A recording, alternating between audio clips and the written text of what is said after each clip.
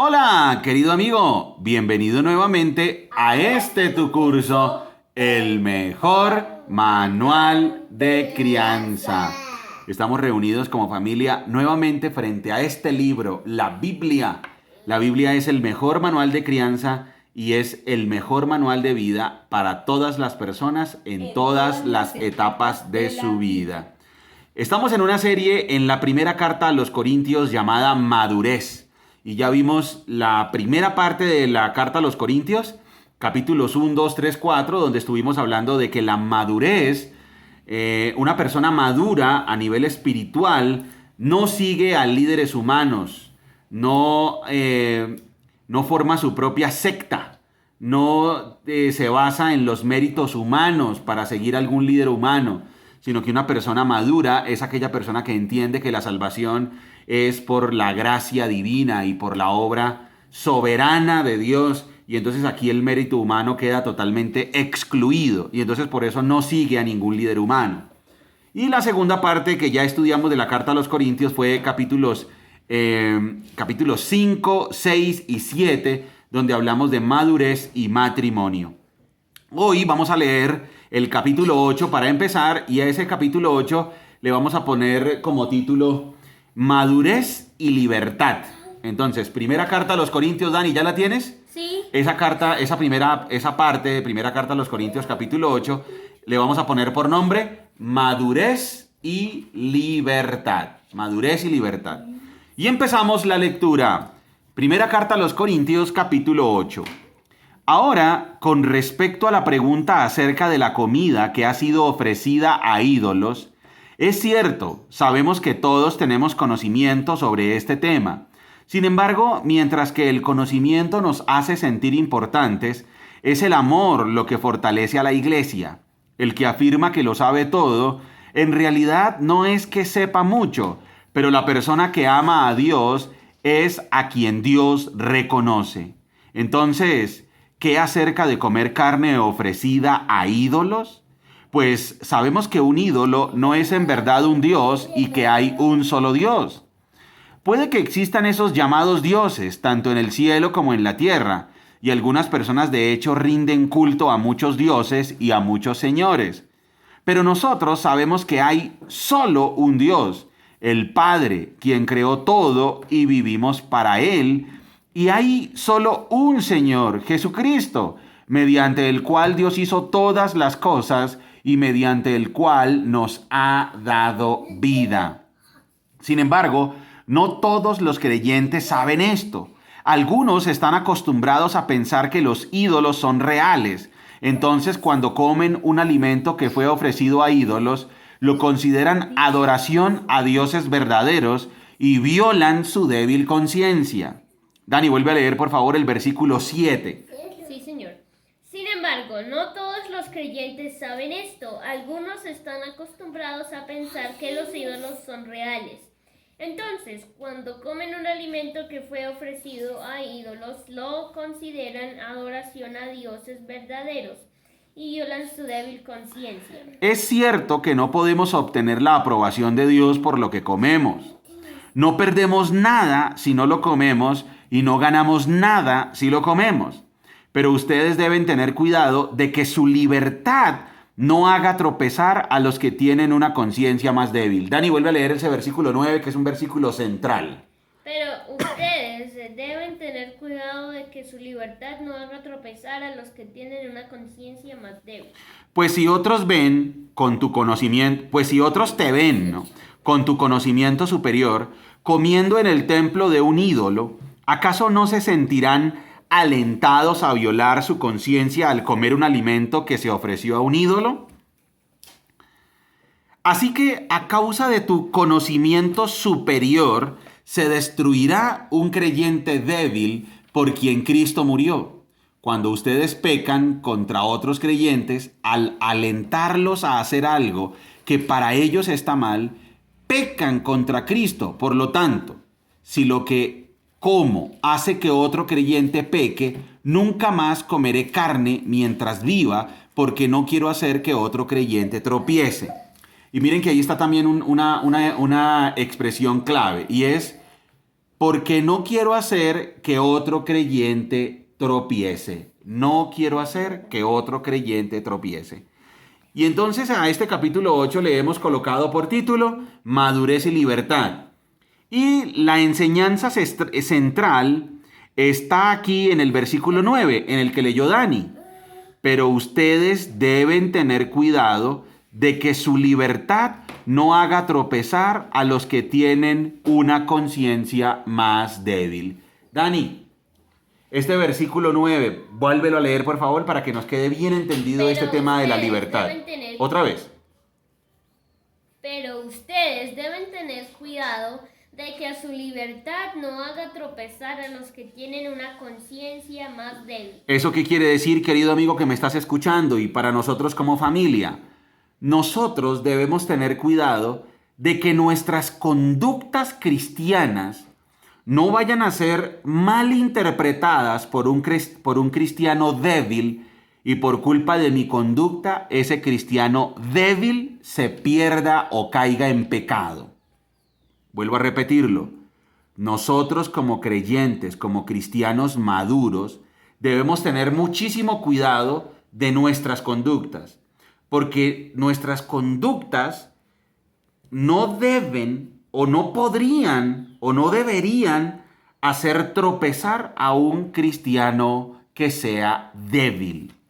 Muy bien, por eso es tan importante entender que aunque como cristianos somos libres, debemos cuidar nuestras conductas para ser un buen ejemplo a los demás y no hacerlos tropezar. Y miren lo que al final dijo el apóstol Pablo, porque no quiero hacer que otro creyente tropiece. Muy bien, ahora vamos con el capítulo 9. Capítulo 8 ya quedó entendido, madurez y libertad. ¿Eso qué quiere decir? Yo soy libre. Soy libre y no tengo que portarme bien para ganarme el cielo. Yo me porto bien por gratitud a Dios. Y también yo cuido mis conductas, porque yo soy libre, sin embargo yo cuido mis conductas de que lo que yo haga, mis acciones, debo ser muy cuidadoso con ellas porque mis acciones deben dar buen ejemplo a los cristianos débiles, a los cristianos inmaduros y no hacerlos tropezar. Sencillo. Ahora vamos con el capítulo 9. El capítulo 9 es bien interesante porque dentro de la iglesia corintia habían algunos que ponían en tela de juicio la autoridad del apóstol Pablo. Algunos decían, no, pero el apóstol Pablo igual que lo vamos a seguir a él si él no fue testigo de los 3 años de ministerio de nuestro Señor. Igual él no es apóstol no es, porque él no es de los 12 apóstoles. Entonces él era puesto a prueba por algunos corintios, ponían en duda su apostolado. Entonces el capítulo 9 lo vamos a titular La madurez y la autodisciplina, porque el apóstol Pablo nos muestra que parte de su éxito como apóstol, de su obediencia a Dios, era la autodisciplina. Entonces, Dani, madurez y autodisciplina. El apóstol Pablo se caracterizaba porque era una persona que disciplinaba su cuerpo con autodisciplina, y eso hace parte de la madurez. Entonces quiero que unamos los puntos de la carta a los Corintios. Primero es madurez, no seguir líderes humanos. Segundo, madurez y matrimonio. Tercero, madurez y libertad. Yo soy libre, sin embargo, voy a tener cuidado de no hacer tropezar a otro creyente. Y ahora, madurez y autodisciplina. Y entonces, vamos a leer el capítulo 9. ¿Preparado, Dani? Sí. Muy bien, dice así. ¿Acaso no soy tan libre como cualquier otro? ¿No soy apóstol? ¿No he visto a Jesús, nuestro Señor, con mis propios ojos? ¿No es gracias a mi trabajo que ustedes pertenecen al Señor? Aunque otros piensen que no soy apóstol, ciertamente para ustedes lo soy. Ustedes mismos son la prueba de que soy apóstol del Señor. ¿Sí ves, Dani? Aquí vemos que parte de la iglesia de Corinto, algunos de la iglesia de Corinto, subestimaban al apóstol Pablo y no lo querían reconocer como apóstol. Sin embargo, él dice, ¿qué? Pero si yo fui el que fundé la iglesia. Ahora, no fue por mérito mío, fue por mérito de Dios, pero yo fui el que estuve allá. Entonces, ¿cómo así que no soy apóstol? Puede que no sea apóstol para otros creyentes, pero para ustedes, corintios, claro que soy apóstol. Y ustedes mismos son la prueba de que soy apóstol. Yo fundé la iglesia. Vuelvo a leer. Capítulo 9, versículo 1. ¿Acaso no soy tan libre como cualquier otro? ¿No soy apóstol? ¿No he visto a Jesús nuestro Señor con mis propios ojos? O sea, le está diciendo, yo soy testigo de la resurrección. ¿No es gracias a mi trabajo que ustedes pertenecen al Señor? O sea, yo fui el que les prediqué. Aunque otros piensen que no soy apóstol, ciertamente para ustedes lo soy. Ustedes mismos son la prueba de que soy apóstol del Señor. Entonces aquí el apóstol Pablo refuta a los que en la iglesia de Corinto no lo querían reconocer como apóstol. Uy, ¿sí ven el problema de la inmadurez? Terrible. La inmadurez es algo terrible dentro de la iglesia. Versículo 3. Esta es mi respuesta a los que cuestionan mi autoridad. ¿Acaso no tenemos derecho de hospedarnos con ustedes y compartir sus comidas? ¿No tenemos derecho a llevar con nosotros a una esposa cristiana como lo hacen los demás apóstoles y los hermanos del Señor y como lo hace Pedro? Estoy en el versículo 5. ¿Lo tienes, Dani? Sí. Y entonces aquí el apóstol está diciendo, oigan, ¿yo acaso no tengo los derechos de un apóstol? Si yo fuera casado, yo no tendría derecho a ir con mi esposa a los viajes y que ella también fuera atendida, pues así como lo hace Pedro y lo hacen los otros apóstoles. Ellos viajan con su esposa. O Bernabé y yo somos los únicos que tenemos que trabajar para sostenernos. ¿Qué soldado tiene que pagar sus propios gastos? ¿Qué agricultor planta un viñedo y no tiene derecho a comer de su fruto? ¿A qué pastor que cuida de su rebaño de ovejas no se le permite beber un poco de la leche? Aquí el apóstol Pablo está diciendo, bueno, es cierto que yo a ustedes no les estoy cobrando por predicarles el evangelio. Sin embargo, tengo el derecho a que ustedes me den ofrendas y a vivir de las ofrendas. ¿O es que acaso uno trabaja gratis? ¿O es que acaso un agricultor no trabaja esperando conseguir un beneficio material? Entonces ellos lo cuestionaban diciendo, bueno, él no es apóstol, ¿por qué tendríamos que ayudarlo económicamente? Y entonces él dice, ¿qué? ¿Acaso yo no tengo derecho a recibir ayudas económicas de ustedes si yo he sembrado en ustedes un trabajo? Sin embargo, yo no lo he hecho, dice el apóstol Pablo. Yo no me he valido de ese derecho, sino que yo pago mis propios gastos, pero para darles ejemplo, no porque no lo merezca o no lo requiera o no me lo deban dar. Porque lo atacaban, el apóstol Pablo era atacado por algunos miembros de la iglesia. Versículo 7. Nuevamente, ¿qué soldado tiene que pagar sus propios gastos? ¿Qué agricultor planta un viñedo y no tiene derecho a comer de su fruto? ¿A qué pastor que cuida de su rebaño de ovejas no se le permite beber un poco de la leche? Aquí hay algo bien interesante y es que hay personas que tienen la costumbre de recibir servicios de una persona y entonces hay una persona que les enseña, los cuida, les enseña, les instruye y hay personas que tienen la costumbre de ni siquiera darle una ofrenda para sus gastos. Y aquí el apóstol Pablo está diciendo que, hombre, si ustedes tienen un maestro que les enseña, si ustedes tienen a alguien que les enseña las escrituras, si ustedes tienen a alguien que va y los pastorea y les enseña la palabra de Dios, pues esa persona lo mínimo que necesita o que merece es una ofrenda. O sea, lo mínimo es, hombre, ayúdenle con sus gastos, porque si no, ¿de qué va a vivir? Ojo que hay que tener cuidado con los dos extremos. Hay que tener cuidado con los falsos maestros que predican es para ganar dinero y para explotar y aprovecharse de las personas. Hay que tener cuidado con ellos, porque hay maestros falsos que solo lo que pretenden es hacer mercadería de la Biblia y aprovecharse y explotar económicamente a sus feligreses. Pero tampoco hay que pasarse al otro extremo, donde hay personas que reciben instrucción en la Biblia, tienen su maestro o sus maestros bíblicos, esos maestros se esmeran por ellos, les sirven, les enseñan y no les dan una ofrenda, no los ayudan económicamente, tampoco. Porque entonces, ¿de qué viven? Entonces, ¿sí queda claro eso, Dani? Sí. Entonces, ¿qué equilibrio hay que tener, campeón? Pagarle a un pastor o a un predicador lo que se merece por lo que nos ha hecho. No pasarnos al otro extremo de los falsos maestros, que a toda hora es darles plata y plata y plata. Correcto, entonces hay que tener cuidado. O sea, así como hay que evitar ser explotados por los falsos maestros, también hay que tener cuidado de que si tenemos un maestro que nos enseña las escrituras, pues hay que sustentarlo. Y eso la Biblia lo deja muy claro. Y por eso el apóstol Pablo está diciendo, ¿Qué soldado tiene que pagar sus propios gastos? ¿Qué agricultor planta un viñedo y no tiene derecho a comer de su fruto? ¿A qué pastor que cuida de su rebaño de ovejas no se le permite beber un poco de leche? ¿Expreso meramente una opinión humana? ¿O expresa o dice la ley lo mismo? O sea, el apóstol Pablo está diciendo, ¿esto que yo les estoy diciendo es que es mi opinión? No, está escrito en la ley. En la ley dice, versículo 9, porque la ley de Moisés dice, no le pongas bozal al buey para impedirle que coma mientras trilla el grano. ¿Acaso pensaba Dios únicamente en bueyes cuando dijo eso? ¿No nos hablaba a nosotros en realidad? Claro que sí. Se escribió para nosotros a fin de que tanto el que ara como el que trilla el grano puedan esperar una porción de la cosecha. O sea, está diciendo, si se trabaja, el que trabaja merece que se le pague un salario. Ya que hemos plantado la semilla espiritual entre ustedes, ¿no tenemos derecho a cosechar el alimento y la bebida material?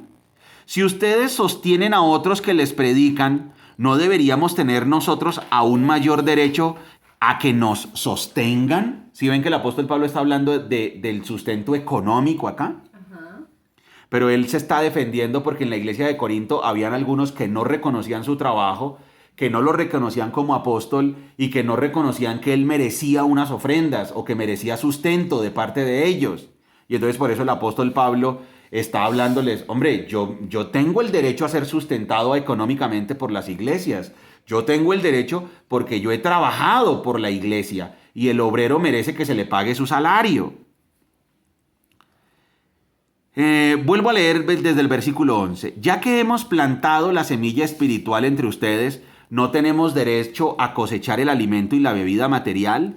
Si ustedes sostienen a otros que les predican, ¿no deberíamos tener nosotros aún mayor derecho a que nos sostengan? Pero miren lo que dice el apóstol Pablo.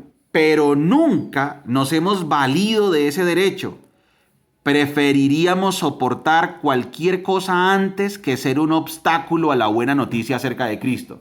Entonces el apóstol Pablo está diciendo, bueno, y ustedes los que me critican, ustedes los que me atacan y no me reconocen como apóstol. Miren, yo merezco, porque lo merezco, que ustedes me den ofrendas.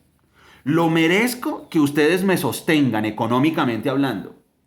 Sin embargo, yo no lo hago. Yo no les pido dinero. Yo no les cobro por anunciarles la buena noticia. Yo a ustedes no les he exigido un sueldo y nunca les he exigido que me den una ofrenda. Miren qué ejemplo el del apóstol Pablo. Muchos de los falsos maestros deberían aprender del apóstol Pablo. El apóstol Pablo renuncia a ese derecho y les dice, hombre, yo a ustedes nunca les he exigido mi derecho a que me sostengan. Nunca. Al contrario, yo trabajo para no ser de tropiezo a ninguno de ustedes. Dice, si ustedes sostienen a otros que les predican, versículo 12, ¿no deberíamos tener nosotros aún mayor derecho a que nos sostengan? Pero nunca nos hemos valido de ese derecho. O sea, era un derecho legítimo que tenía el apóstol Pablo. Sin embargo, él no lo exigía. Qué maravilloso ejemplo. Qué maravilloso ejemplo. Esto lo deberíamos tomar todas las personas que enseñamos las Sagradas Escrituras. Y es no aprovecharnos económicamente de la enseñanza bíblica. Eso deberíamos aprenderlo todos. No aprovecharnos económicamente de las enseñanzas de las Escrituras. Deberíamos ser justos todos los que enseñamos la Biblia. Muy bien. Versículo 13. ¿No se dan cuenta de que los que trabajan en el templo obtienen sus alimentos de las ofrendas que se llevan al templo? Y los que sirven en el altar reciben una porción de lo que se ofrece como sacrificio. Del mismo modo el Señor ordenó que los que predican la buena noticia sean sostenidos por los que reciben el beneficio del mensaje. Ahí ya queda clarísimo. Aquí ya queda clarísimo que los que predicamos el Evangelio, los que predicamos la Biblia, pues lo lógico es que vivamos económicamente de ello, sin caer en el extremo de los falsos maestros. Dani, ¿me puedes volver a explicar lo que acabo de decir? Que nosotros tenemos que mantener a las personas que nos predican sin caer en el engaño de los falsos maestros. Correcto. ¿Eso qué quiere decir? La persona que predica la Biblia merece recibir un sueldo justo. No ser millonario ni vivir con lujos, sino tener lo necesario para suplir todas sus necesidades básicas. Valga la redundancia. ¿Ok? Muy bien. Vuelvo a leerlo. Versículo 14. Del mismo modo, el Señor ordenó que los que predican la buena noticia sean sostenidos por los que reciben el beneficio del mensaje. Sin embargo, yo jamás me he valido de ninguno de esos derechos y no escribo para sugerir que es mi deseo comenzar a hacerlo ahora. De hecho, preferiría morir antes que perder mi derecho a jactarme de predicar sin cobrar. Sin embargo, predicar la buena noticia no es algo de lo que pueda jactarme. Estoy obligado por Dios a hacerlo. Qué terrible sería para mí si no predicara la buena noticia. Ahí vemos que el apóstol Pablo no tenía la intención de predicar la buena noticia como fin para obtener ganancias. Dice, si lo hiciera por mi propia iniciativa, merecería que me paguen, pero no tengo opción porque Dios me ha encomendado este deber sagrado. ¿Cuál es entonces mi paga? Es la oportunidad de predicar la buena noticia sin cobrarle a nadie.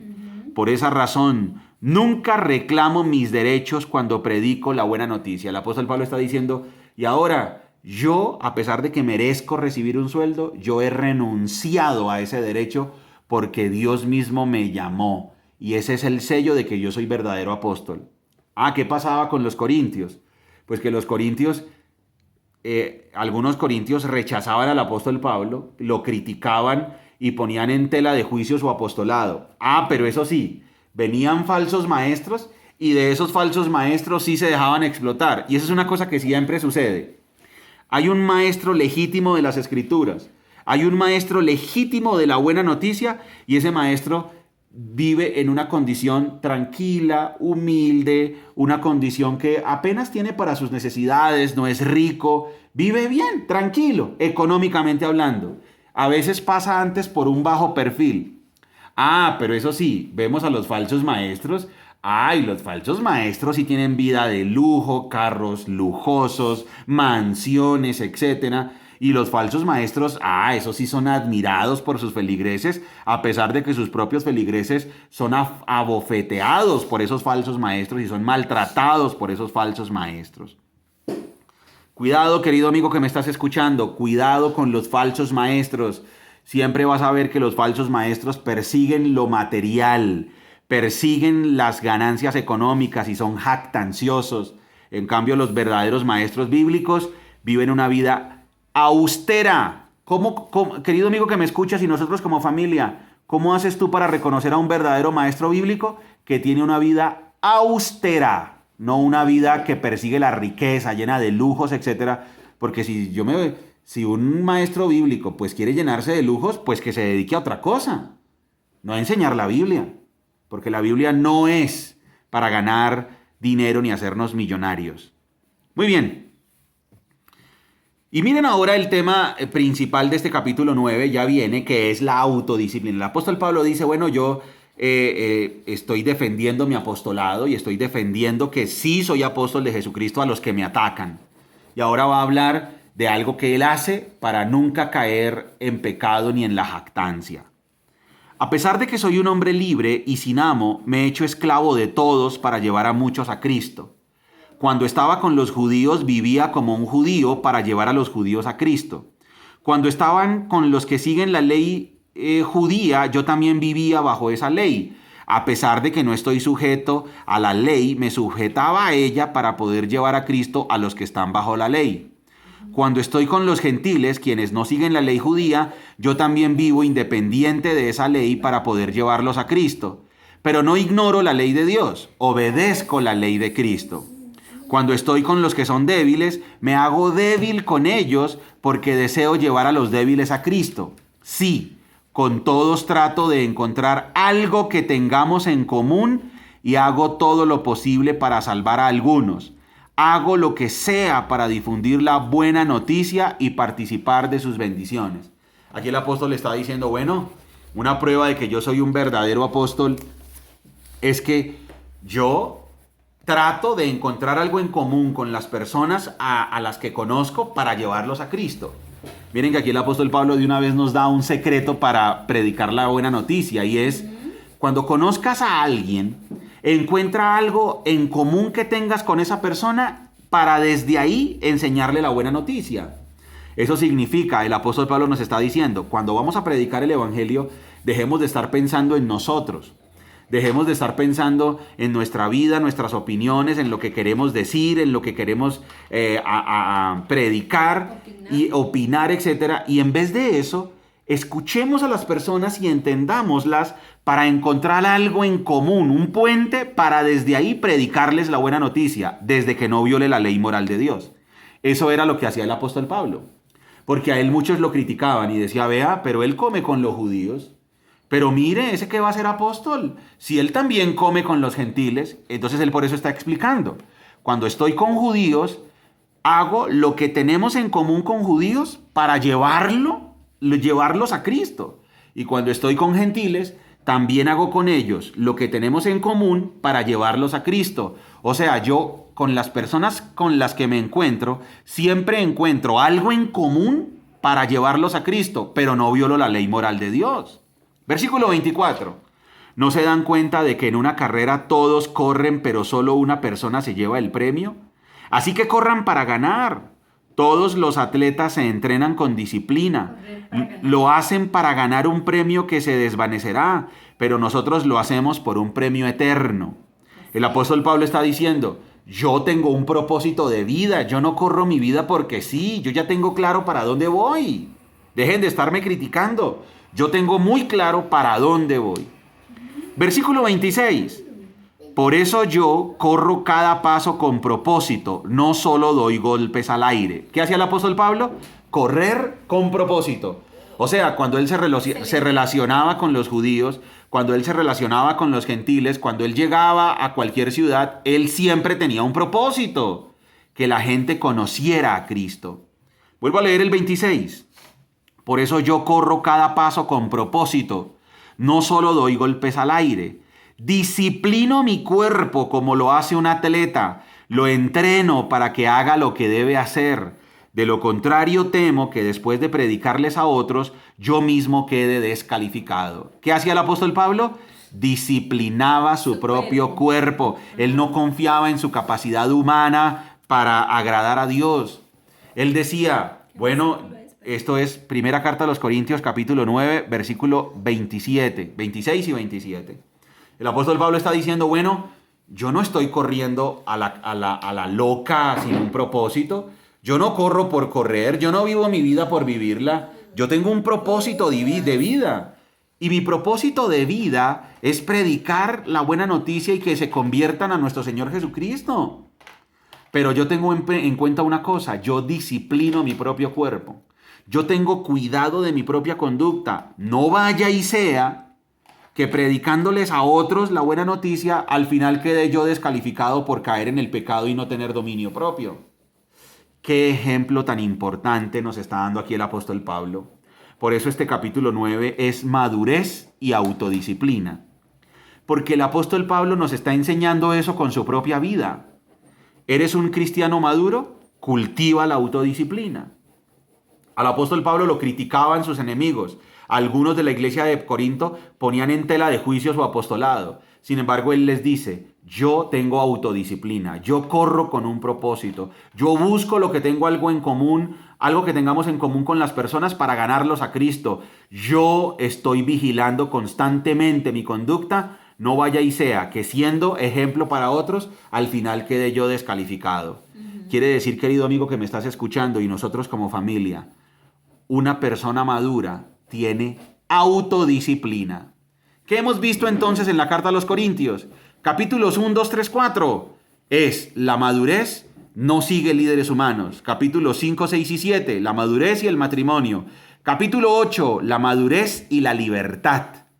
Y capítulo 9. La madurez y la autodisciplina. Muy bien, querido amigo. Recuerda que somos Margie y Daniel, familias saludables. Familias que se enfocan en lo importante. ¡Chao!